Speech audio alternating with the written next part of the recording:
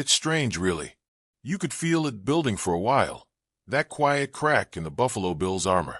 For years, they've ruled the AFC East with this sort of cold confidence, like the outcome was already written before the first snap. But that feeling's slipping now, like sand through fingers. The Bills don't look untouchable anymore, not even close. You watch them lately, and it's not the same energy, not the same sharpness that used to make you hold your breath every time Josh Allen wound up for one of those deep throws.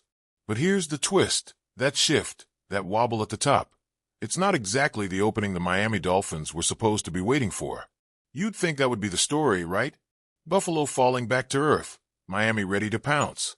Except that's not what's happening.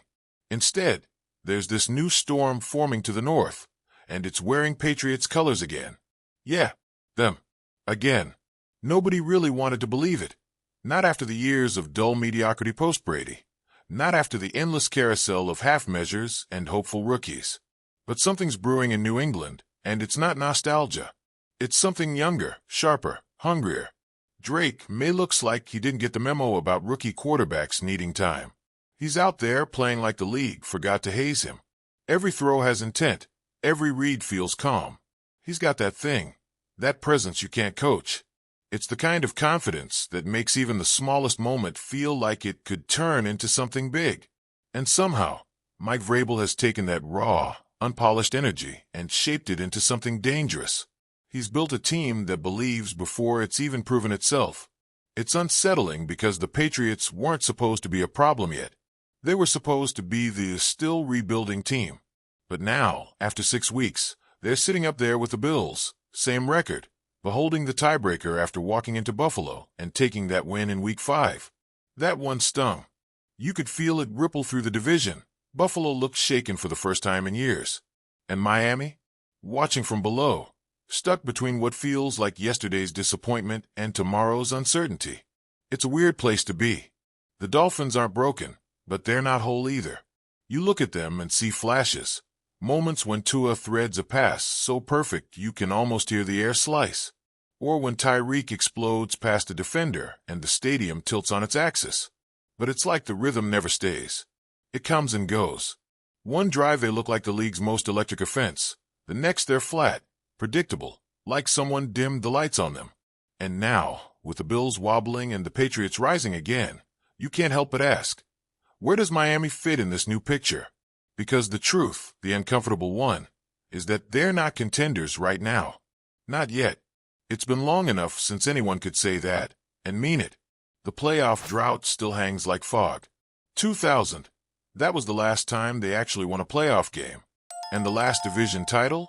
2008, Tony Sparano's first season. It's been that long. 2 decades of almost. 2 decades of maybe next year. Maybe it's cruel that as soon as Buffalo shows weakness, someone else fills the vacuum before Miami even gets a chance to breathe. That's the part that stings most. This division doesn't wait for you. You blink, and suddenly it's another team taking your shot. The Patriots' schedule? Soft. Way too soft for anyone in Miami to feel comfortable. 8 of their remaining 11 opponents have losing records. You don't need to be an analyst to see what that means. If they just keep steady, they'll rack up wins while everyone else scrambles. And when that happens, all those early stumbles Miami had start to feel heavier. Every missed opportunity, every stall drive, every turnover that looked harmless in Week 3 suddenly becomes part of the bigger story. But what if this isn't just another false dawn for New England?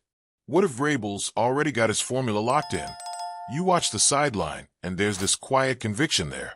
Not the old Belichick smirk, not the methodical chessboard vibe. Vrabel's energy is different. He's intense but grounded, fiery but human. Players rally around that. They play like they've got something to prove, because they do. Meanwhile, Miami's sitting in this identity fog. Who are they, really? The flashy team that breaks scoreboards when things click, or the one that looks completely lost the moment the game gets gritty? You can't be both, not for long.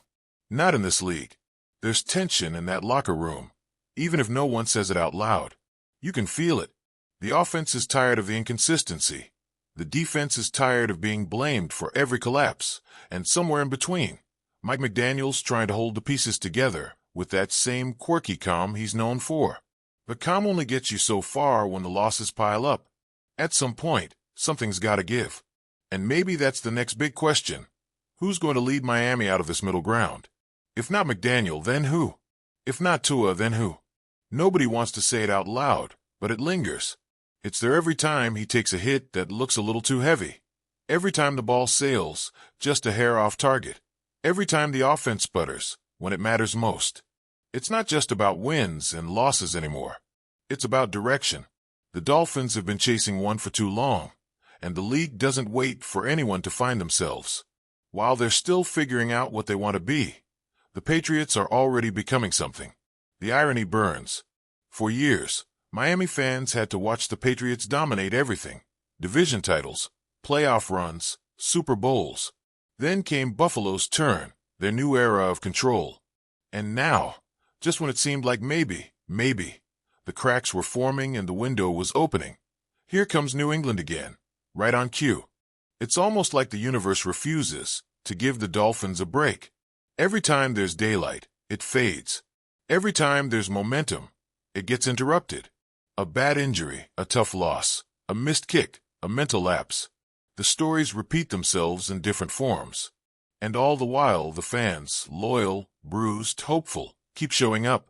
But something feels different about this particular stretch. There's restlessness in the air, a sense that this can't just keep looping forever. The patience has a limit. The players know it, the staff feels it, the fans shout it. You can't live in almost. You can't keep waiting for other teams to fall apart while you stay the same. And yet, it's not hopeless. That's the strange part. Even in the frustration, even in the uncertainty, there's still something there. You see it in how hard they fight late in games, how they claw for every yard even when the scoreboard looks ugly. There's still pride. There's still that Miami edge, the speed, the flair, the unpredictability that makes them impossible to fully count out. It just needs to connect. Maybe it's about time they stop trying to be the most entertaining offense in the league and start being the most resilient. Maybe it's time to trade the flash for a little grit. Because right now, the AFC East isn't about style. It's about survival. Buffalo's stumbling, New England's climbing, and Miami standing on this thin line between potential and frustration. And every week that passes, that line gets sharper. When the Bills lost to Atlanta, it wasn't just a loss. It was a statement that even dynasties crack. But the thing about cracks is, someone always tries to fill them. The Patriots did. Fast. Too fast. And the Dolphins? They're still hesitating at the edge, deciding whether they're ready to jump. You can't help but wonder what this team would look like under a different leader. Maybe someone who can take all that offensive genius and turn it into something tougher, something steadier. Or maybe McDaniel just needs to find that fire again, the one from his first season, when every game felt like an experiment in joy and chaos. Because lately, it's been more chaos than joy. And Tua, he's still the heart of it all, whether people like it or not. Every conversation starts and ends with him. His ceiling, his health, his confidence. Some days he looks like the guy who can rewrite the script. Other days, he looks like a question mark that won't go away. Maybe that's what makes this team so maddening. They're capable of anything, but they live on the edge of everything. You can't trust them, but you can't quit them either. So now, as the AFC East shifts again, as the Patriots creep back into relevance and the Bills show signs of fatigue, the Dolphins find themselves with a choice. Wait or rise. The window's not wide open, but it's there. Maybe for the last time before it slams shut again.